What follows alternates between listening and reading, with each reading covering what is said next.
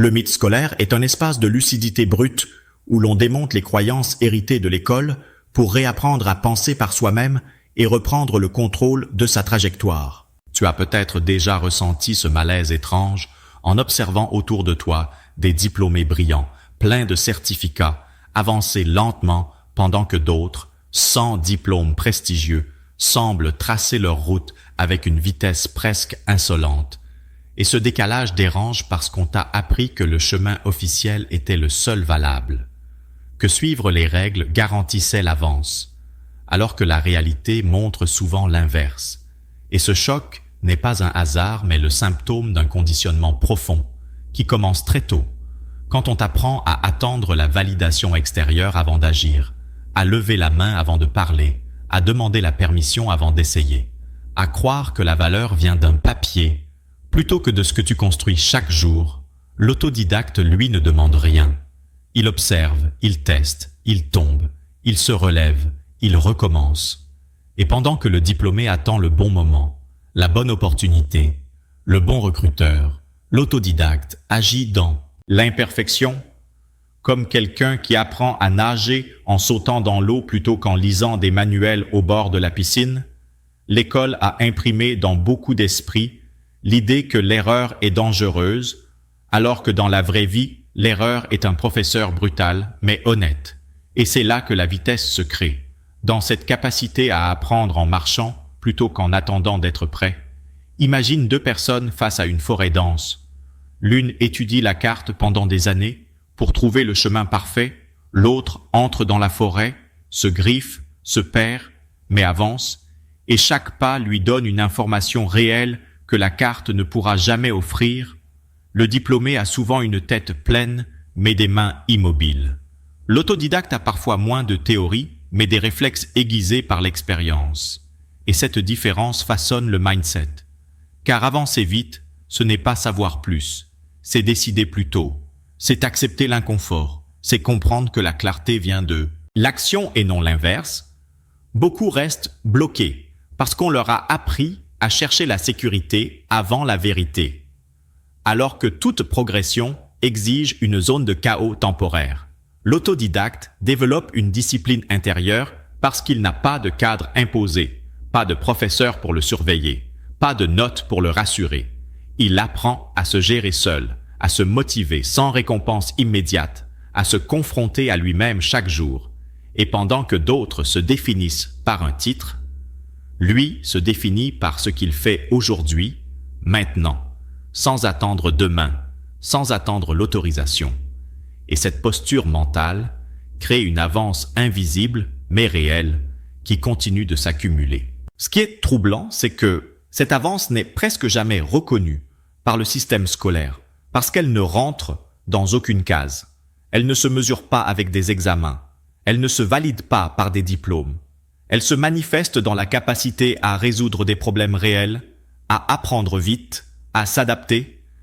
Et c'est précisément ce que l'école entraîne le moins. Car l'école récompense l'obéissance plus que l'initiative, la mémorisation plus que la compréhension, la conformité plus que la lucidité. Alors beaucoup de diplômés sortent avec un cerveau entraîné à suivre un cadre mais pas à en créer un. Quand ce cadre disparaît, ils se sentent perdus, comme un athlète de salle qui n'a jamais couru dehors. L'autodidacte lui a appris dans le désordre, sans plan parfait, mais avec une connexion directe à la réalité. Il sait que personne ne viendra lui donner un feu vert. Alors il s'autoprogramme, il transforme sa solitude en laboratoire, ses échecs en données, son temps libre. En terrain d'entraînement, imagine quelqu'un qui veut bâtir une maison. Le diplômé passe des années à étudier les plans idéaux pendant que l'autodidacte commence avec une cabane bancale, mais chaque mur qu'il monte lui apprend quelque chose que les livres n'expliquent pas. Et au fil du temps, sa maison devient solide, parce qu'elle a été testée par le vent, la pluie, les erreurs. Le système scolaire a souvent déconnecté les individus d'eux-mêmes en leur apprenant à se comparer constamment, à attendre une note pour savoir s'ils valent quelque chose. Cette dépendance crée une lenteur mentale, une peur de sortir du rang, une difficulté à décider sans validation extérieure. L'autodidacte casse ce lien. Il développe une boussole interne. Il avance non pas parce qu'il est sûr, mais parce qu'il est engagé. Et cet engagement crée de la clarté, de la confiance, de la vitesse. Il comprend intuitivement que la discipline n'est pas une punition, mais une structure qu'on se donne pour ne pas se disperser. Il se lève tôt non parce qu'on l'y oblige, mais parce qu'il a un objectif clair. Il apprend tous les jours non pour réussir un examen, mais pour devenir plus capable. Et cette différence d'intention change tout. Car l'école a souvent appris à travailler pour finir quelque chose, alors que la vie exige de travailler pour devenir quelqu'un. Beaucoup de diplômés se retrouvent figés après leurs études parce qu'ils ont atteint une fin symbolique, un sommet imaginaire, alors que l'autodidacte n'a jamais de ligne d'arrivée, seulement des paliers, des versions de lui-même à dépasser.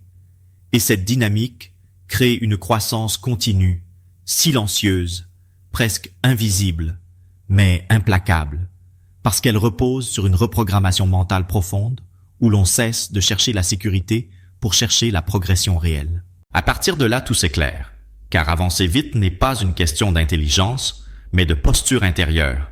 L'autodidacte ne se demande pas s'il est légitime, il se demande ce qu'il peut apprendre aujourd'hui. Il ne se définit pas par ce qu'il sait, mais par ce qu'il est capable d'acquérir. Et cette flexibilité mentale crée une vitesse que beaucoup n'atteignent jamais. Le diplômé conditionné attend souvent que le monde lui corresponde, alors que l'autodidacte s'adapte au monde tel qu'il est. Il comprend que la clarté vient après l'engagement et non avant, qu'on ne voit le chemin qu'en marchant, qu'on ne construit pas la confiance par la réflexion, mais par les preuves accumulées jour après jour.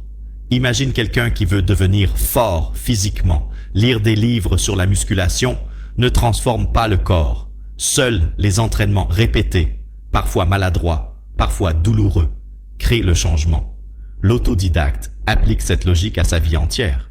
Il s'impose des routines simples, apprendre un peu chaque jour, produire quelque chose de concret, observer les retours réels, ajuster, recommencer.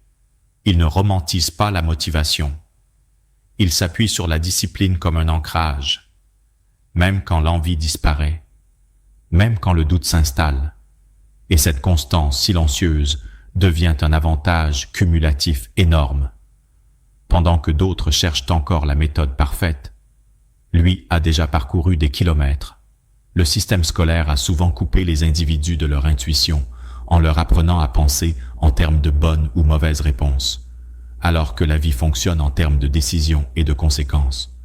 L'autodidacte réapprend à écouter ce signal interne, à tester ses hypothèses dans le réel, à corriger sans se juger, et cette capacité à agir sans garantie le libère, car il ne confond plus sécurité et immobilité. Il comprend que rester immobile est souvent le plus grand risque. Cette conscience change la manière de travailler, de choisir, de vivre. Elle pousse à investir dans des compétences utiles, à créer de la valeur plutôt qu'à attendre une place, à se responsabiliser totalement, sans excuse, sans transfert de faute. Et quand cette bascule mentale s'opère, la comparaison disparaît, il n'y a plus de diplômés ou d'autodidactes, il n'y a que des individus en mouvement et des individus figés, et la vérité simple est que celui qui avance apprend, et celui qui apprend avance encore plus vite, jusqu'à ce que cette dynamique devienne une identité profonde, calme, solide, lucide, où l'on n'a plus besoin de prouver quoi que ce soit, parce que la progression parle d'elle-même, et c'est dans ce silence intérieur, cette discipline quotidienne, cette conscience éveillée que se crée une liberté réelle, durable, impossible à enseigner dans une salle de classe, réveil radical. Si cette réflexion t'a touché, prends le temps de t'abonner à la chaîne pour continuer ce travail de lucidité et de transformation intérieure. Dis en commentaire ce qui a provoqué le plus grand déclic en toi, ce moment précis où quelque chose a changé.